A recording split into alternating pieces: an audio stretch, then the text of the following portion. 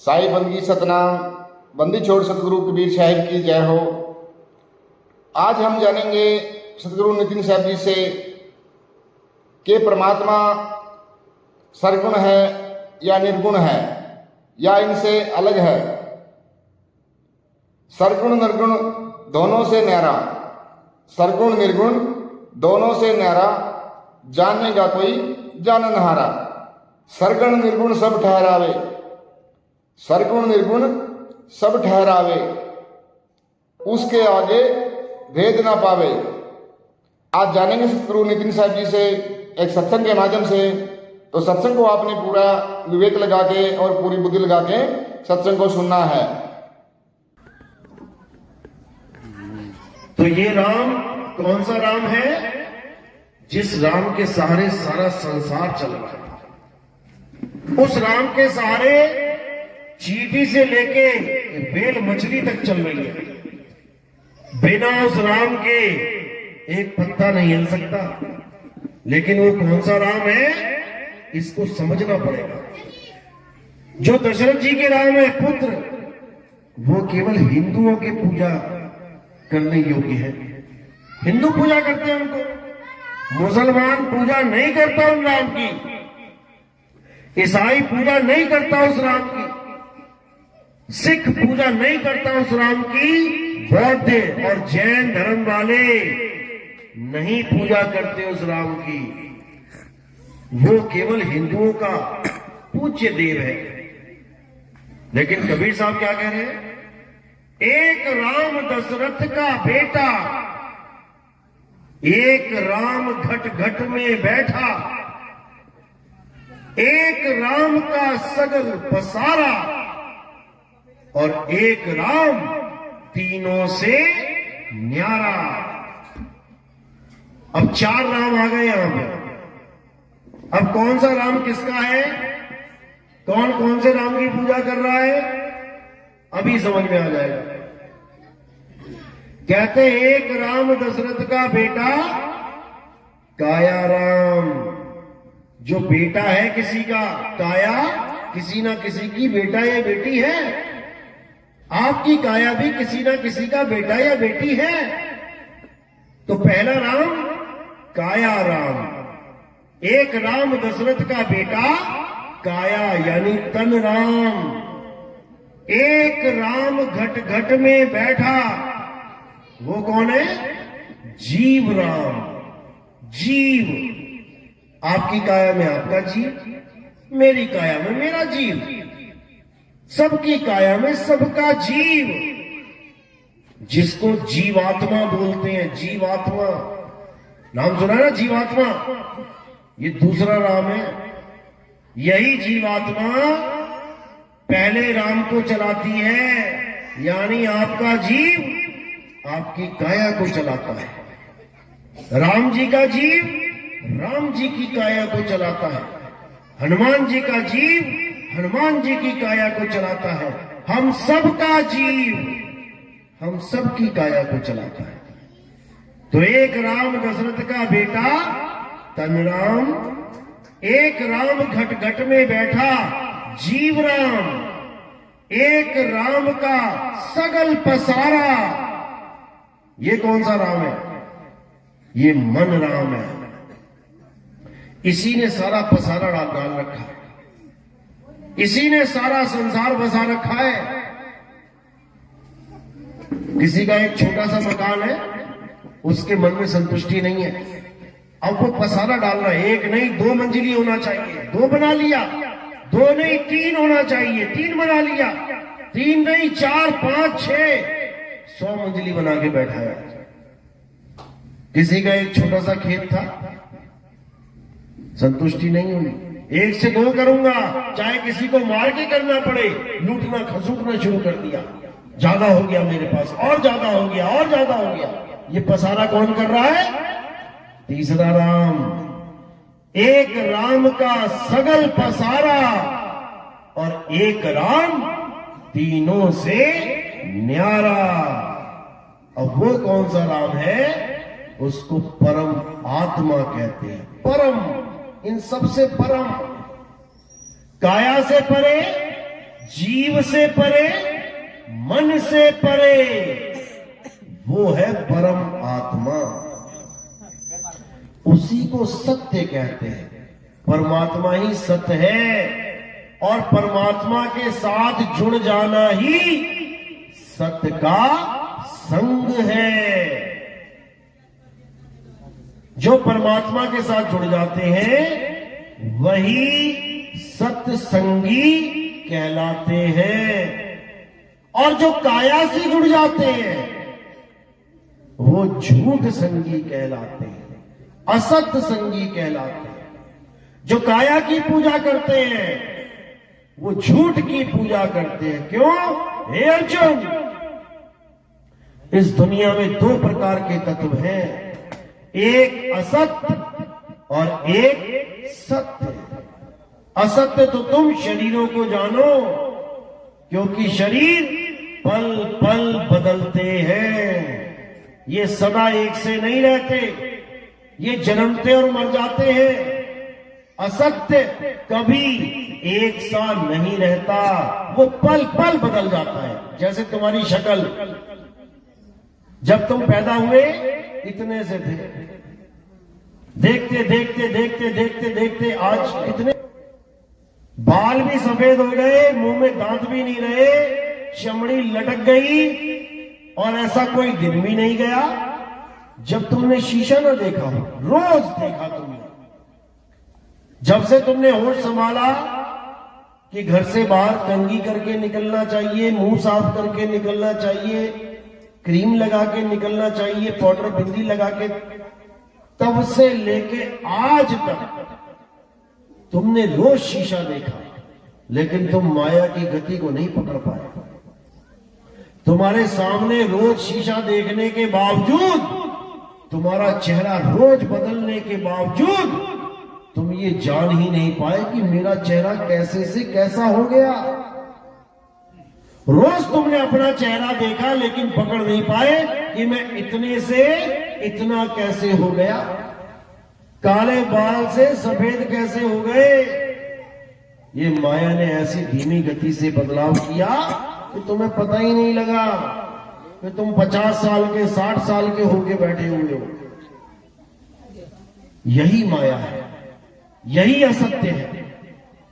इसी असत्य को जानकर समझकर त्याग देना और सत्य को समझ के ग्रहण कर लेना, यही तुम्हारे जीवन का लक्ष्य है।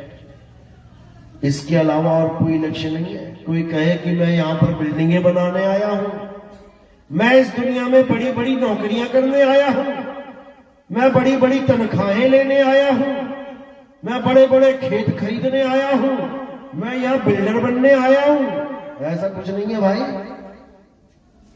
किसी गलतफहमी में मत रह जाना कि ये काम करने आए हो तुम। ये तो पेट का धंधा है। कोई रिक्शा चला के पेट भर रहा है, कोई फोटोग्राफी करके पेट भर रहा है, कोई सुनियारा का काम करके पेट भर रहा है, कोई लोहार का काम करके पेट भर रहा है, कोई पुलिस वाला बन के पेट भर रहा है, कोई जज, कोई वकील, कोई डॉक्टर बन के पेट भर रहा है। केवल पेट का धंधा है, इससे ज्यादा कुछ नहीं। इस गलतफहमी में मत रहना कि मैं छोटा आदमी हूं और वो बड़ी जॉब वाला वो बड़ा आदमी है, ऐसा कुछ नहीं है। दोनों को उठा के उसी एक कब्रिस्तान में ले जाया जाएगा। ऐसा नहीं है कि बड़े आदमी को बड़े वाले कब्रिस्तान में ले जाएंगे और छोटे वाले को छोटे कब्रिस्तान में, ऐसा नहीं है। बड़े से बड़ा आ जाए, छोटे से छोटा आ जाए, वही गंगा के किनारे लकड़ियों पे रखा जाएगा, वही धरती के नीचे दबाया जाएगा, चाहे करोड़पति हो, अरबपति हो, खरबपति हो। इस गलतफहमी से निकल जाओ कि यहां ज्यादा पैसा कमाना तुम्हारा जीवन का लक्ष्य है। बिल्कुल नहीं, बिल्कुल भी नहीं। जो जितना ज्यादा कमा लेगा उसकी उतनी दर्दनाक मौत होगी, याद रखना। उसकी उतनी ज्यादा टेंशन होगी कि इतना पैसा कमाया है, मेरी मौत हो रही है, मैं क्या करूं, खर्च भी ना पाया, अब ये जो मैंने सारी उम्र में पैसा कमाया था, अब रिश्तेदार लूट लेंगे, रिश्तेदारों के पास चला जाएगा ये सारा माल। उसकी तो और हालत खराब होने वाली है। भिखारी जाएगा, कहेगा अरे छोटी सी झोपड़ी है, चल हट, इसका भी क्या लोभ करूं। अब तो परमात्मा के पास जाने की तैयारी है और करोड़पति का सारा ध्यान उसकी माया में रह जाएगा, उसकी दुर्गति होगी। तो यही कबीर साहब समझा रहे हैं, आए हैं तो जाएंगे, राजा रंक फकीर, एक सिंहासन चढ़ चले और एक बंधे जंजीर। बस दो ही तरीके हैं तुम्हारे पास। जब शरीर छूटेगा, मौत आएगी, केवल दो तरीके हैं। क्या करना है?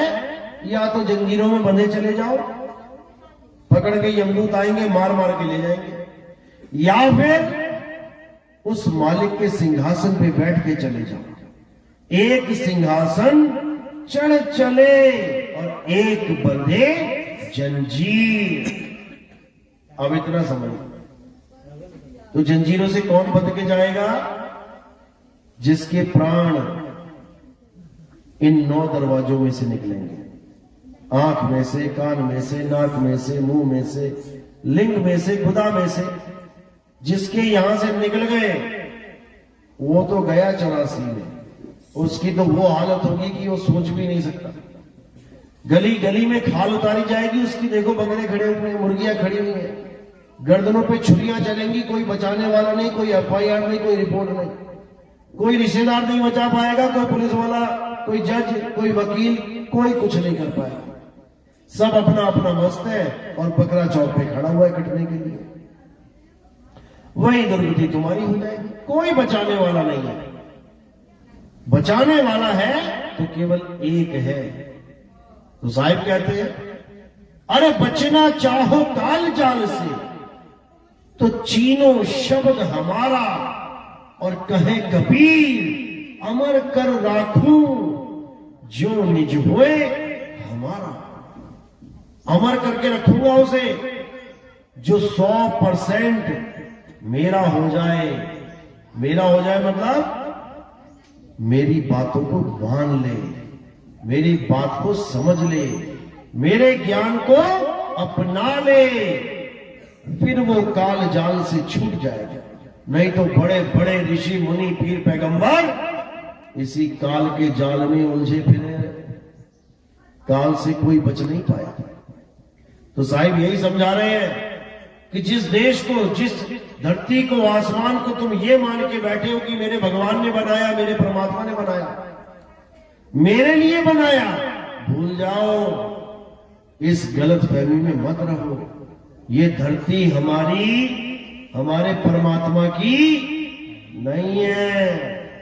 किसने बनाई ये धरती, ये आसमान, ये सूरज चांद सितारे?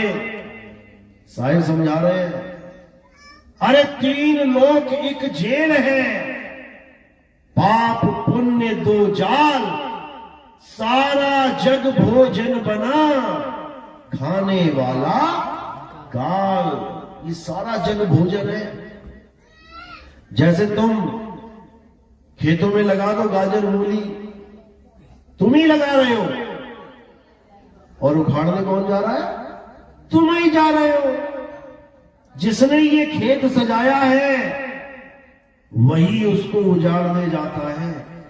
तुमने फसल लगाई गेहूं की, बड़ी अच्छी बात है, लगा दी, लहला रही है, अच्छी बात है, पक गई, अच्छी बात है। अब काटने भी तुम ही जा रहे हो। यानी जिसने ये खेत बसाया है 3 लोक रूपी, वही इसको खा रहा है और किसी को समझ भी नहीं आ रहा है। तुम्हारे सामने खा रहा है और तुमने देखा भी है उसको खाते हुए। तुमने काल को देखा है? किसी ने काल को देखा आज तक? किसी ने उस काल को देखा जो सारी दुनिया को खा रहा है? नहीं देखा। महाभारत में गीता देख लेना YouTube पे, उसमें देख लेना कृष्ण जी का विराट रूप। जब तुम विराट रूप देखोगे तो क्या देखोगे? 6 फुट के कृष्ण जी, हजार लाख करोड़ फुट के हो गए, बड़े बड़े बड़े बड़े अनंतों शरीर उनके साथ लग गए। कृष्ण भी तो एक थे ना, तो ये बाकी कौन खड़े हो गए साथ में? इतने सारे शरीर खड़े हो गए कि अर्जुन हाथ जोड़ के कांपने लगा, प्रभु मेरी हालत खराब हो रही है, ये कौन हो आप? तब उस काल ने अपने बड़े बड़े जबड़े खोले और एक तरफ से सारी दुनिया के लोग उसके मुंह में जाने लगे। देखा कि नहीं देखा? देखा है ना? आगे याद आ जाएगा, धीरे धीरे आएगा। तो एक तरफ से उसके मुंह में जाने लगे, एक चबाने लगा। तुम्हारी मां, तुम्हारा बाप, तुम्हारे बच्चे, तुम्हारी बहन, तुम्हारे पड़ोसी, तुम्हारे गांव वाले, तुम्हारे शहर वाले, तुम्हारे देश वाले, तुम्हारे संसार के जितने भी लोग हैं, सब उसके मुंह में जाने लगे और सबके सिरों को चूरा बना बना के वो चबाता रहा। अर्जुन कहता, महाराज सारे संसार के लोग आपके मुंह में जा रहे हैं, सारी कौरवों की सेना आपके मुंह में जा रही है, यहां तक कि हमारे बड़े बड़े योद्धा वो भी आपके मुंह में जा रहे हैं। इन्हें तो छोड़ दो, ये तो सत्य के लिए खड़े हैं, ये तो धर्म का युद्ध कर रहे हैं, अधर्म से लड़ रहे हैं, इन्हें तो छोड़ दो। तो क्या बोला उन्होंने? हे अर्जुन, तुम 5 के अलावा सब मारे जाएंगे, सब। तो क्या 5 बच गए? ये तो एक छलावा है, धोखा है। ये 5 बच गए, वो 5 भी मारे गए। कहां मरे जाके? हिमालय पे। हिमालय में मरे 5 जाके। साथ में द्रौपदी भी मरी और वो कुत्ता भी मरा जो साथ में गया था। और तुम्हें हैरानी होगी कि जब युधिष्ठिर ने जाके देखा स्वर्ग में, यहां तो मेरा कोई भाई है ही नहीं, यहां द्रौपदी है ही नहीं, ये कहां चले गए? तो यमराज उनको नरक में लेके गया। कहता, ये बैठे तुम्हारे भाई नरक में, अर्जुन नरक में, नकुल सारे नरक में, भीम, सहदेव सारे नरक में, द्रौपदी नरक में बैठे। दिमाग चकरा गया, ये क्या हो गया? क्यों नरक में बैठे हैं? इसकी कहानी आपको कभी और सुनाई। और जब कौरवों को देखा तो सारे स्वर्ग में बैठे थे, अब ये बैठे, इसकी भी कहानी कभी और सुनाई। तो काल कौन है? वही काल है जो सारे संसार को खाता है, और कह के खाता है, बता के खाता है, और तुमसे गवाता भी है। तुम गाते भी हो, मारने वाला है भगवान, गा रहे हो, बचाने वाला है भगवान। बताओ, एक ही आदमी मार भी रहा है, बचा भी रहा है, तो ये क्या खेल चल रहा है भाई? हमने तो ये सुना था कि मारने वाले से बचाने वाला बड़ा होता है, हमने तो ये सुना था। यहां तो कहानी कुछ और चल रही है। खुद ही बस्ती में आग लगा दो और खुद ही पाइप लेके पहुंच जाओ, खुद ही लोगों के तेजाब फेंक दो और खुद ही मलहम लगाओ। इतना बड़ा धोखा इस जीव के साथ। लेकिन कबीर साहब समझा रहे हैं कि ये काल बहुत होशियार है मेरे भाई, इस काल से बच लो। ये मौका मिला है, एक मौका है इंसानी जन्म। अगर इस इंसानी जन्म में तुम बच गए तो समझ लो कि बेड़ा पार हो गया, नहीं तो उसके बाद ये इंसान जन्म भी नहीं देता। 84 लाख बार घुमाएगा तुम्हें कुत्ता बिल्ली बना के, गली गली में तुम्हें सुअर बिल्ली कुत्ता नाली का कीड़ा बना के घुमाएगा ये मत सोचना कि तुम्हें बार बार इंसान बना देगा। इंसान बनाने से तो इसकी हालत खराब हो जाती है, डर जाता है। इसीलिए 84 लाख के बाद एक बार इंसान जन्म मिलता है। इतनी क्या प्रॉब्लम है भैया कि एक ही बार इंसान बना रहे हो? बना दो 84 लाख में कम से कम 50-60 हजार बार, क्या चला जाएगा तुम्हारा?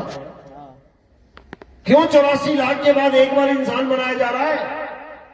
क्योंकि इसको पता है कि जो इंसान बन गया तो कबीर साहब कहीं ना कहीं से आके ज्ञान समझा देंगे उसको और वह निकल लेगा। मेरे जीव, मेरे तो नहीं कहूंगा, परमात्मा के जीव एक एक करके निकल जाएंगे तो मेरी दुनिया खाली हो जाएगी।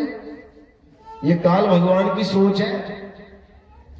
एक एक जीव के लिए वो पूरी जान लगा देता है लड़ने में। अभी तुम्हें नहीं पता इस काल भगवान के बारे में। ये काल कौन है तुम्हें पता है? ये काल ब्रह्मा विष्णु और महेश जी के पिताजी हैं। पिताजी कृष्ण मत समझ लेना उसको कि वो कृष्ण जी थे। गीता में कृष्ण तो एक है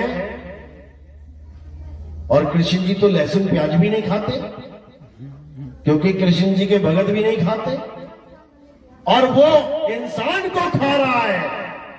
कुछ तो अलग होगा, इसीलिए उसका नाम काल रखा गया है। कालों का काल महाकाल। अब उसी काल की जो सृष्टि है उसको ब्रह्मा विष्णु महेश चलाते हैं। ब्रह्मा जी पैदावार करते हैं। जो तुम पैदा हुए हो यहां दुनिया में किसने किया? ब्रह्मा जी ने किया। तुम्हारी पालना करते हैं गर्भ में, किसने किया? विष्णु जी ने किया। और तुम्हारा संहार करते हैं हार्ट अटैक लगा के, कौन करता है? शंकर जी करते हैं।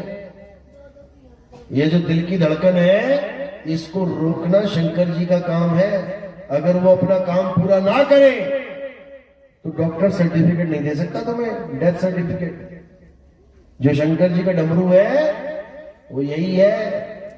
ये जो डम डम डम डम डम डम दिल धड़क रहा है तुम्हारा, ये शंकर जी का डमरू है।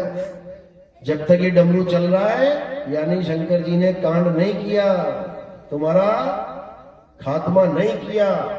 और जब तुम्हारा खात्मा होने वाला होता है तब यही दिल तांडव करता है, डम डम डम डम डम डम डम। देख लेना कभी कहीं तुम्हारा झगड़ा हो जाए, किसी से कोई लफड़ा हो जाए, गाली गलौज हो जाए, मारपीट हो जाए, अपने दिल पे हाथ लगा के देखना, ये 10 गुना स्पीड से भाग रहा होगा। यही तांडव है। और तांडव करने के बाद एक का सफाया हो जाता है, मार दी गोली।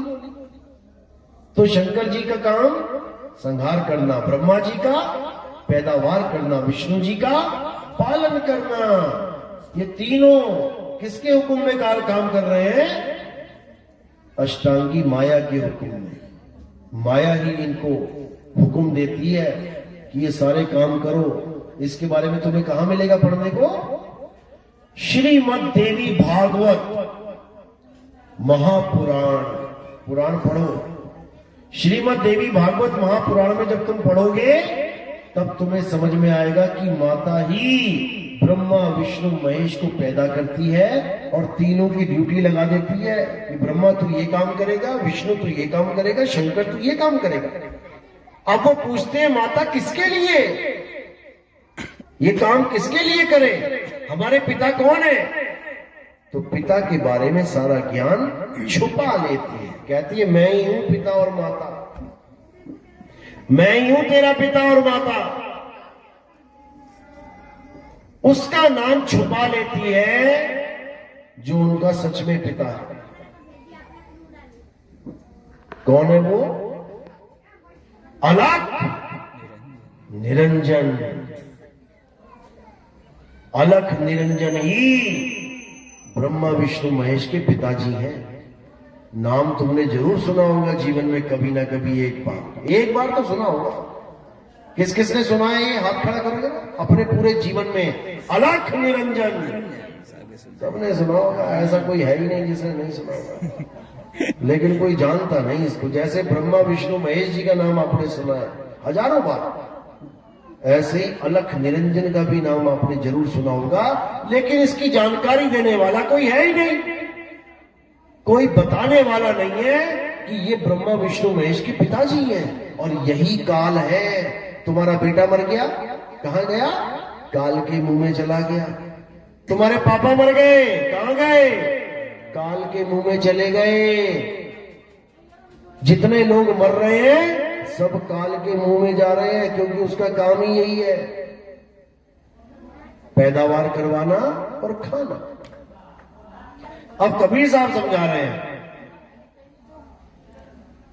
कि इस काल निरंजन से अगर तुम बचना चाहते हो तो एक ही तरीका है।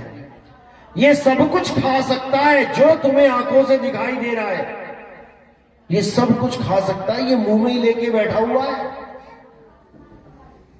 ये सारी सृष्टि मुंह में लेके बैठा हुआ है, हर चीज का खात्मा कर सकता है, एक चीज खत्म नहीं कर सकता है, और वो क्या है? आत्मा। ये आत्मा को नहीं मार सकता, बल्कि ये बताता भी है कि आत्मा को कोई नहीं मार सकता, आत्मा अमर है, अजर, अविनाशी। लेकिन बताने के बाद भी कोई समझ नहीं पाता इस बात को। अब और कुछ नहीं करना है, इसी आत्मा के ज्ञान को समझना है। क्या होती है आत्मा और क्या होता है शरीर, क्या होता है मन और क्या होता है जीव, अच्छी तरह समझना। ये चारों राम की कहानी यही है। हर शरीर, जो भी आप लोग बैठे हैं, चारों राम आपके पास है, बस आप पहचान लो उनको। ये जो पहला राम है ये शरीर है, जिसकी तुम फोटो फेसबुक पे डालते हो, व्हाट्सएप पे स्टेटस लगाते हो, पहले राम तुम महिमा गा रहे हो। अब दूसरा राम कौन है? जो इसको चला रहा है। देखो जिसने हाथ उठाया, अगर ये जीवात्मा शरीर से निकल जाए तो ये हाथ ना उठ पाए, इसका मतलब दूसरा राम बैठा है बीच में। हो गए दो राम। अब तीसरा राम कौन है? जो तरह तरह की चीजें खिला रहा है तुम्हें, और तुम खा भी वही रहे हो जो उसको चाहिए।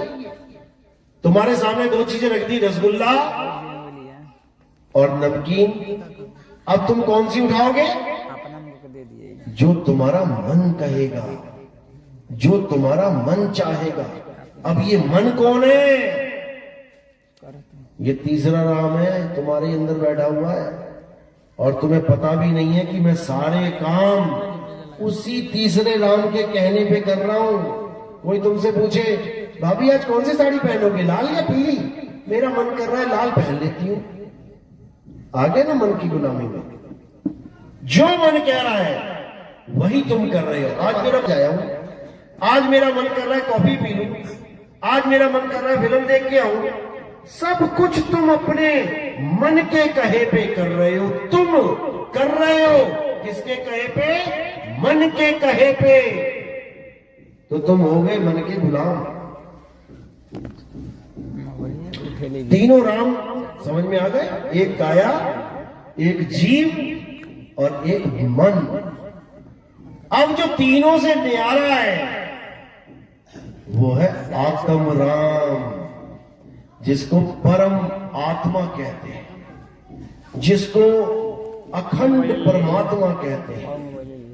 वो है असली राम। और उस राम को जानने के लिए हमें ऐसे गुरु की शरण में जाना पड़ता है। बैठने वाली है सर।